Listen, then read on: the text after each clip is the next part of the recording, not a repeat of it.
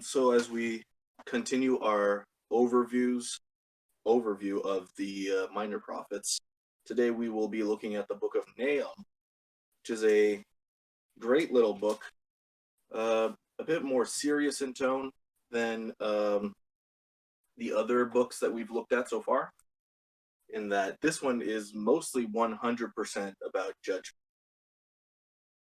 Judgment is scary for a lot of us. Judgment is something that we don't like talking because very often it is um, explained. Very often it is just so serious in nature.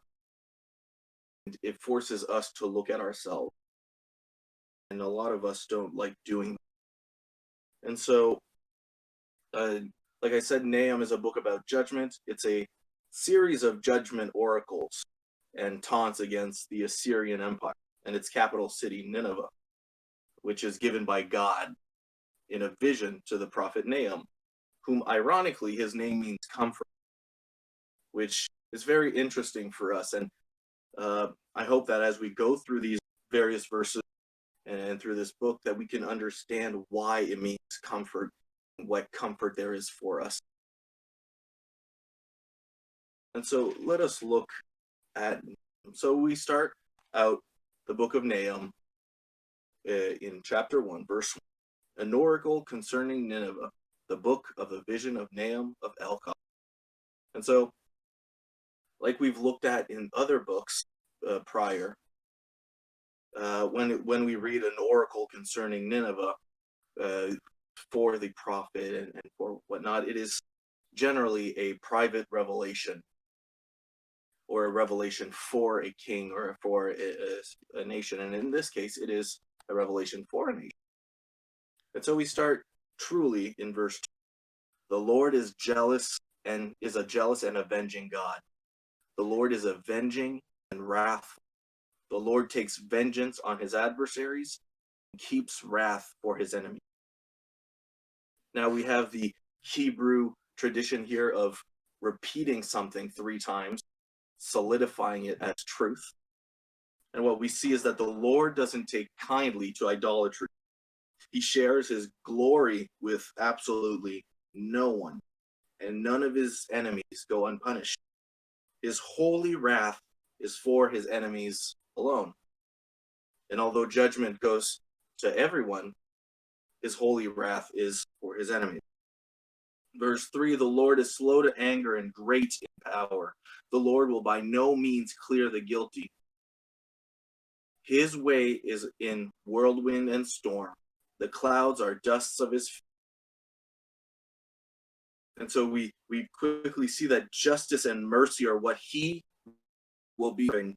He extends mercy to those who will turn from their ways. Yet when the time comes, the guilty will face judgment.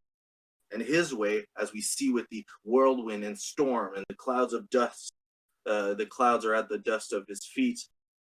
This idea of how where God goes, there is total destruction, which is not a vision of God that we tend to think about often. We very, most likely as a result of our Christian teachings here in North America, this idea that God is all love all the time, we forget that the very nature of God is one that changes things. A God that, as he brings judgment, changes everything. He rebukes the sea and makes it dry. He dries up all the rivers. Bashan and Carmel wither. The bloom of Lebanon withers. See, the wind and sea are at his command. And in many ways, he removes every obstacle at will. Greenery withers and all beauty runs away. The mountains quake before him. The hills melt. The earth heaves before him. The world and all who dwell in it. The immobile, the things that are immobile quake at the sight of God. It is a beautiful picture for us to think. He is so awe-worthy and awesome that the whole creation reacts to his presence. This idea that the earth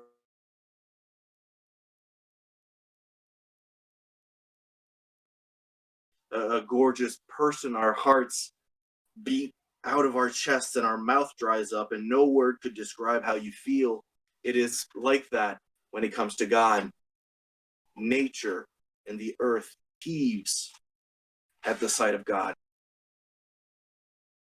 Verse 6, who can stand before his indignation? Who can endure the heat of his anger? His wrath is poured out like fire, and the rocks are broken into pieces by. In other words, who can claim to be innocent? Like a roaring fire, the judgment of God consumes everything. Every foundation shatters at his majestic, holy wrath. Again, we see how God changes the very nature of things and doesn't stop. The Lord is good, a stronghold in the day of trouble. He knows those who take refuge in.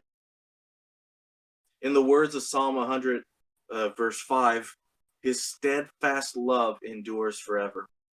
In the midst of his declaration of judgment, his love remains.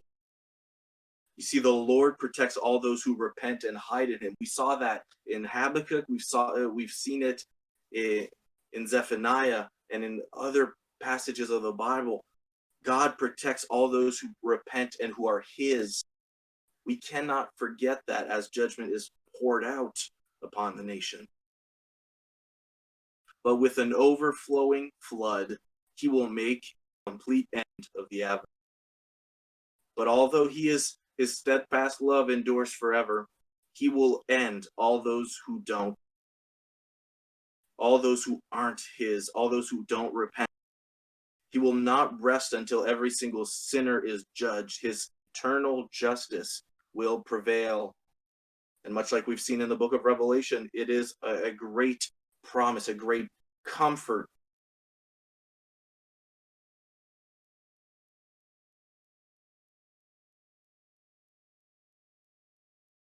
Verse 9, what do you plot against the Lord? He will make a complete end. Trouble will not rise up a second time. When we look at this passage, we realize that there will not be a second rebellion. There was a rebellion in the Garden of Eden that came and continued and continues to this day, but there will not be a second rebellion once God judges. There will not be a second judgment when judgment comes. When he says it is done, it will be over. For they are like entangled thorns, like drunkards as they drink. They are consumed like stubble, fully dried. They are no challenge to God. They are engulfed by their own vices, and they're unable to think straight, dead in their sin. We realize by reading this that these people are not innocent in any way, and God is really enacting his righteous judgment upon them and declaring that he will. We continue, from you came one who plotted evil against the Lord, a worthless counselor. Now, one thing that we can see here is, I think it's very interesting. It's the idea that it is one of their own that has turned from God and led others to turn and turn away. And so often the enemy rises from within. It isn't always a outside force bringing us into sin, but very often something from within. Thus says the Lord in verse 12, though they are at full strength and many, they will be cut down and pass away. Though I have afflicted you, I will afflict you no more. Here we have a contrasting sentences. They might be strong, but their judgment will be final.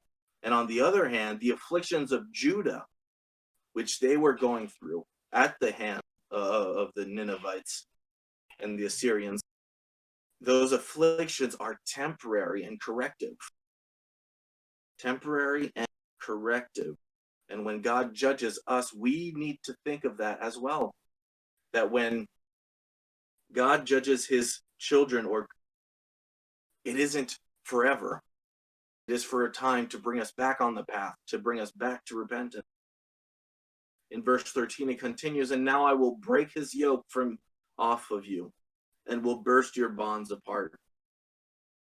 So Judah was in bondage to a sinful people. They were being trained up in those vile, idolatrous ways. But God says that will no longer be the case. Though currently we are bound in this society, in chains to a society that is trying to bring us up in its sinful ways, God says it will not always, and that it will no longer be the case. And really, if there's one thing we can see throughout the whole book of Nahum, is that a lot of what God does in terms of judgment to people is a way that we can understand how God works and defeats sin within us when we are born again. And you'll see it getting clearer and clearer as we get to the end. So verse 14, the Lord has given command about you. No more shall your name be perpetuated. From the house of your gods I will cut you off. I will cut off the carved image and the metal image. I will make your grave, for you are vile. In other words, God says, I brought you into this world, and I can take you out of it. This nonsense will stop, and it won't be perpetuated any longer. Sometimes we seek to see deeper meanings in verses and passages of the Bible, but God is very clear here. This nonsense will stop. In verse 15, behold upon the mountains the feet of him who bring good news, who publishes peace. Keep your feasts, O Judah, fulfill your vows, for never again shall the worthless pass through you. He is utterly cut off. So, as for those who fear the name of the Lord, they shall rejoice in him always. A day will come where that peace and rejoicing will be eternal for those in Christ. Never again shall the worthless pass through you. Never again shall those who are not of Christ pass through you. Keep your feast.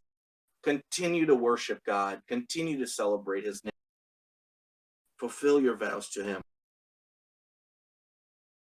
And that is the ending of the first chapter of Nahum, a chapter that is almost a celebration of who God is and his eternal justice. And it is important for us to see it that way, because as we enter into the destruction of Nahum and that declaration of destruction, we need to remember that it is from a point of view of justice that it is, and not of just simple wrath, as we might be brought to think. So chapter 2, the scatterer has come up against you. Man the ramparts, watch the road, dress for battle, collect all your strength. In other words, he who will destroy her walls, the walls of Nineveh, is coming up against. Gather up all your strength, because judgment is coming. Give yourself a fighting chance. But the enemy can gather all their strength, and nothing good will come of it. For the Lord is restoring the majesty of Jacob as the majesty of Israel, for plunderers have plundered them and ruined their branches. Israel has sufficiently been corrected, and now the time is up for Nineveh. After a time of emptying out and corrupting God's people, their time for correction has come.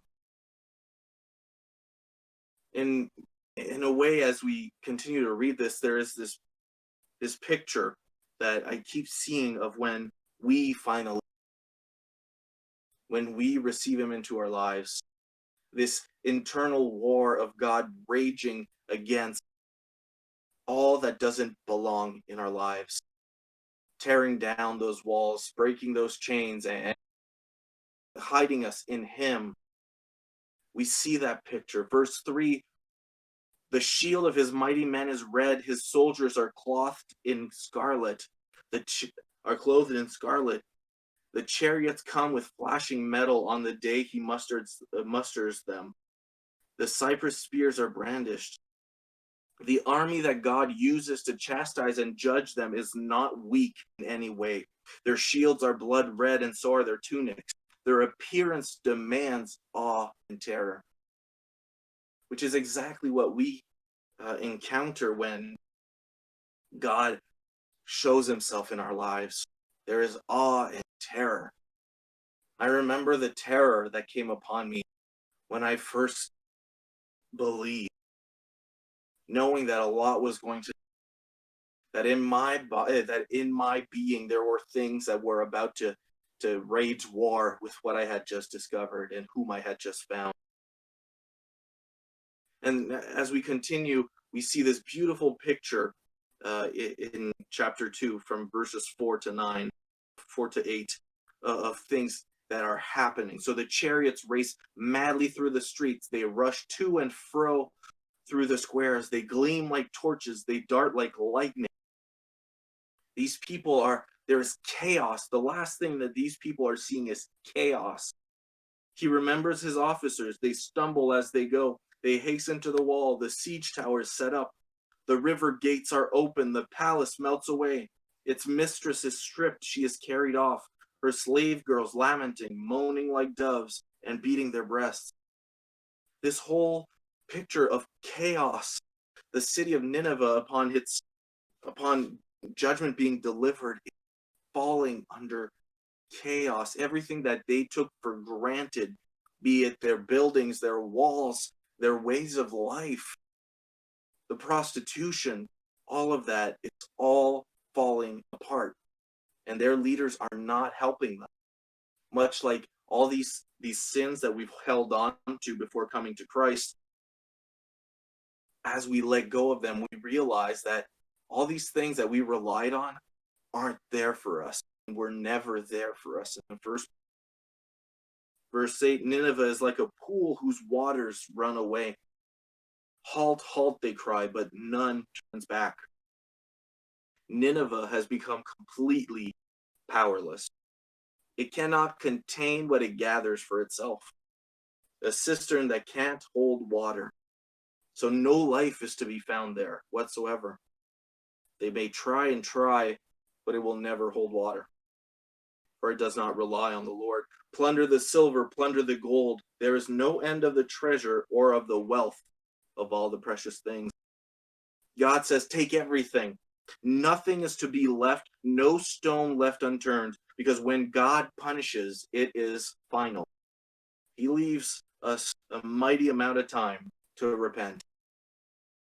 But on that day, it will be final. There will be no.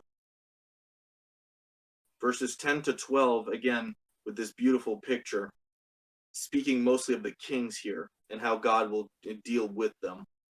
Desolate, desolation and ruins. Hearts melt and knees tremble. Anguish is in all loins. All faces grow pale. Where is the lion's den, the feeding place of the young lions, where the lion and lioness went, where his cubs were, with none to disturb? So you see, this imagery of lions is very simple, perhaps not for us as we read it, but when we know the historical context. Ninevite kings always portrayed themselves as fierce lions. And here God says, where's the lion's den? Where are all these mighty lions you spoke of? Verse 12, the lion tore enough for his cub and strangled prey for his lioness. He filled his cave with prey and his dens with torn flesh. Essentially, God is saying, you called yourself a lion, mighty roaring lion. But now come and see what a true lion is. A true king. In other words, oh, how the turntable.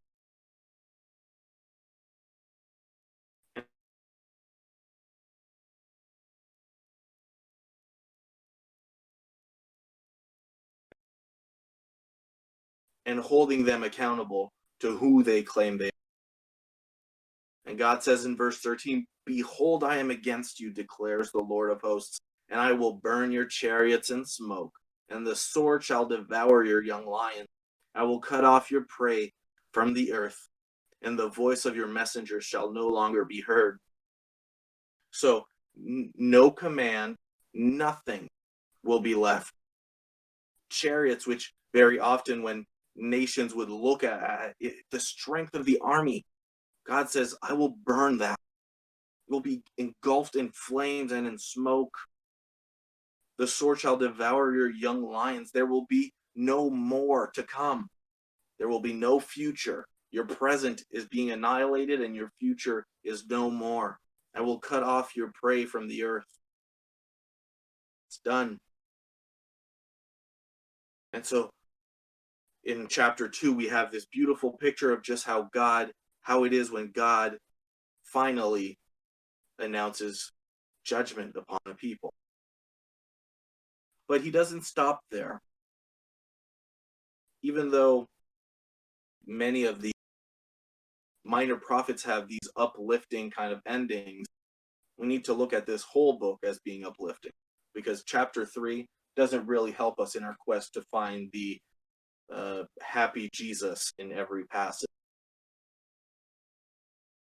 So chapter 3 begins, woe to the bloody city, all full of lies and plunder, no end to the prey. This is a city that is swarming with the guilty, built on lies and stolen goods. There is no end to the amount of people who have sinned against God. No end. These, again, are not innocent people. And when I think back of my testimony and many of the testimonies that I've heard throughout the years, that is exactly what happened. When we receive Christ into our lives, we quickly realize that there was nothing good in it. Nothing.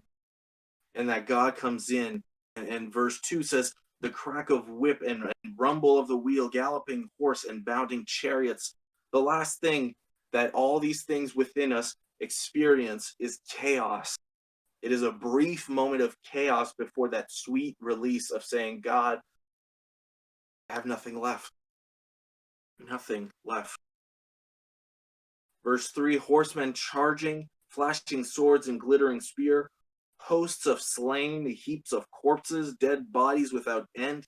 They stumble over the body. Stumble over the body. So they leave behind nothing but corpses. A mighty feast for crows and a mighty feast for rats to get fed. And that's it. When we come to Christ, there is nothing but bits and pieces of sin.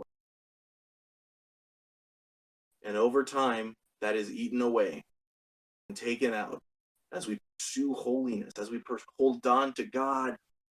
That is what happens. And it's funny, it says they stumble over the bodies. And very often we stumble over what is left of our sin. We stumble over it. Yet, we have this beautiful picture of God being a redeeming God. Verse 4, all for the countless whorings of the prostitute, graceful and of deadly charms, who betrays nations with her whorings and peoples with her charm. So why is the city being destroyed? Because the city is a great temptress, tempting its people and other nations to follow in her ways. Because ultimately, when we rebel against God, when we are in our sinful state, we bring people in with us. We corrupt other people. And that is what is truly happening. We notice it in our own lives when we are surrounded by non-Christians all the time. When we are surrounded by people who are against God, we're rarely the ones shining a light there. It is always the opposite. We're always being corrupted. And so God says that the reason why he is destroying them is because they are the ones doing the corrupting. They're the ones doing the corrupting. So verses 5 to 7 kind of have to be read together for us to get like a good, clear image of what. So this is what happens. Behold, I am against you, declares the Lord of hosts, and will lift up your skirts over your face, and I will make nations look at your nakedness, and kingdoms at your shame. I will throw filth at you and treat you with contempt and make you a spectacle. And all who look at you will shrink from you and say, wasted is Nineveh. Who will grieve for her? Where shall I seek comforters for you? So God will show who they truly are. He will show their lack of covenant with him, which is what he means by he will lift up their skirts.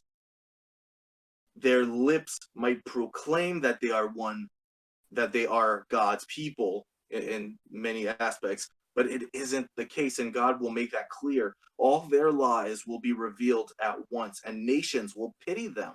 They will pity them. All of those things, it's a pity. Your nakedness, your shame. No one feels good about that.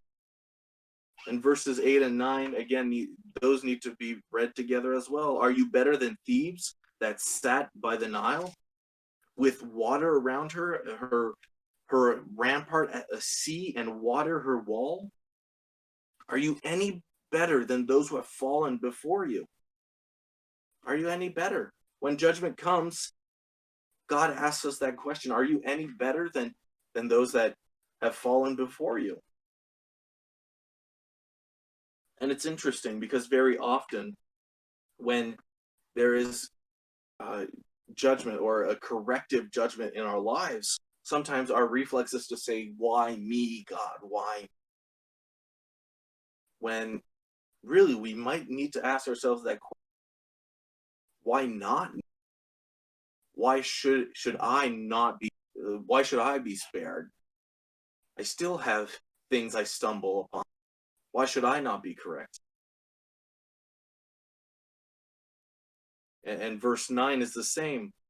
Cush was her strength, Egypt too, and that without limit. Put and the Libyans were her helpers. So all these nations, all these people that came before you and were judged before you and were judged before them, were all very strong, but they were also very sinful. And we have examples all throughout the Bible of God pouring judgment upon them, splitting the sea and swallowing them up. That is what he has done. In verse 10, yet she became an exile. She went into captivity. Her infants were dashed in pieces at the head of every street. For her honored men, lots were cast, and all her great men were bound. See, their hope for a future was no more. The opportunity for them to turn from their ways was over. Every one of their great hero is disarmed in the judgment of the Lord, and all of them are held. And when they speak of infants being dashed in pieces at the head of every street, it isn't just a literal thing. The image of this is simple.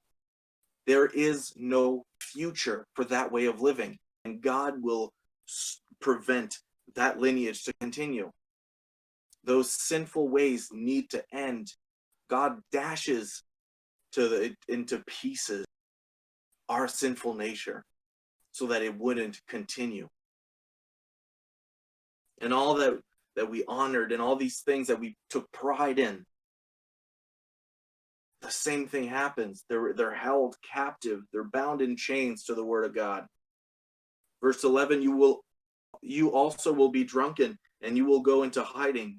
You will seek a refuge from the enemy. In other words, you've caused others to fall into sin, and now your turn has come. You claim to be this mighty, roaring lion, but now you are the prey that you once hunted. God doesn't hold back in his judgment here. All your fortresses are like fig trees with first ripe figs. If shaken, they fall into the mouth of. So effortlessly, the attacker reaps a harvest.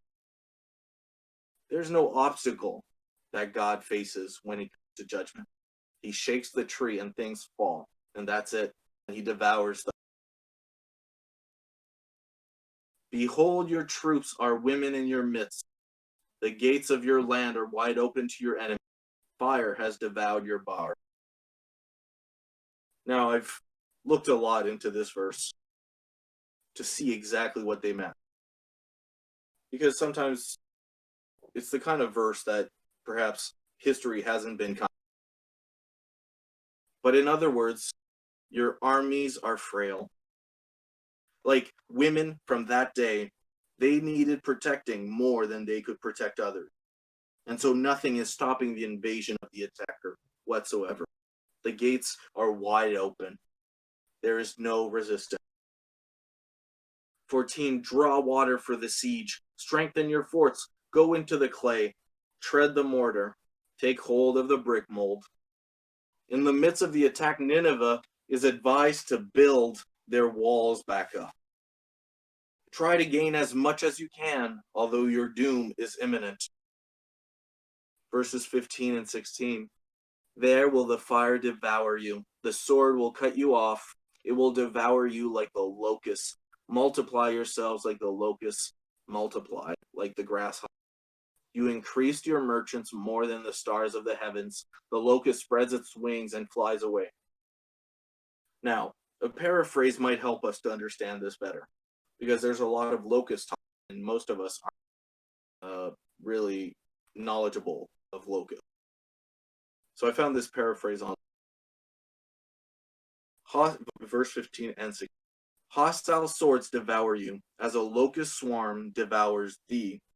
Vainly clusters together thy dense population, itself another locust swarm. Verse 16, yea, as the stars of heaven for numbers have been thy merchants, as pests of locusts which plunders one day and is gone the next. So this idea is simple. Here today, gone tomorrow. God presents them as locusts, and that they will not stay. And he continues that way. In verse 17, your princes are like grasshoppers, your scribes or marshals, like clouds of locusts, settling on the fences in a day of cold. When the sun rises, they fly away. No one knows where they are. And in the book of Revelation, at one point, we speak of locusts as well. And I do believe that we compare people to locusts, again, with that idea of crowns. These particular locusts had this crown-looking thing, so it is upon their heads. So it is beautiful imagery that they compare the princes to those grasshoppers. Your marshals, well, so your princes are as many as swarming locusts, and your marshals or scribes are like clouds of locusts. And in the Hebrew, we read that they are like the locust of locusts, the biggest locust. Locusts are unable to fly in the cold, and so when it gets warmer, they flee. Same will go for their leaders, who will flee and won't leave a trace behind. Verse 18, your shepherds are asleep, O king of Assyria. Your nobles slumber. Your people are scattered on the mountains with none to gather them. In other words, this is poetic speech to mean your leaders are dead. Your nobles are dead. The remnant of your people are spread far and wide, and there's no one to gather them again. It's done. It's over. You have nothing left. And verse 19, there is no easing your hurt. Your wound is grievous. All who hear the news about you clap their hands over you. For upon whom has not come your unceasing evil? Nineveh will continue to hurt and suffer until it is no more. The world rejoices at its demise. The righteous rejoice that justice has prevailed, while the rest celebrate the end of an oppression. And it is, I believe, a sort of a dark end if we take it at face value in terms of books of the Bible. It seems like just a damn.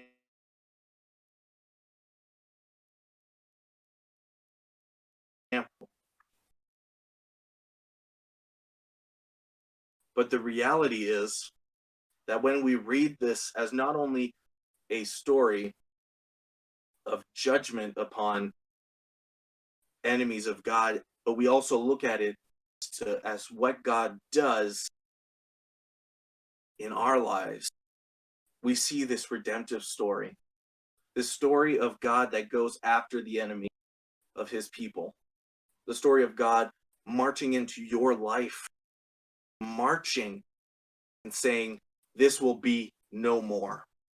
There will be no more of this sin. My people will live holy lives, lives devoted to me and me alone. We cannot always focus on the negative side of things while we do not understand what is truly happening. What the enemy meant for evil, God has meant for good. And this is exactly what it is. And when all these things happen, when all of this inner battle, this spiritual warfare is done, all who hear the news about you clap their hands over you. This beautiful picture of all the saints rejoicing because you're saved, rejoicing at the sight of what God is doing.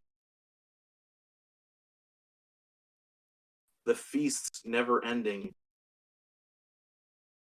What a joy it is, a child of God.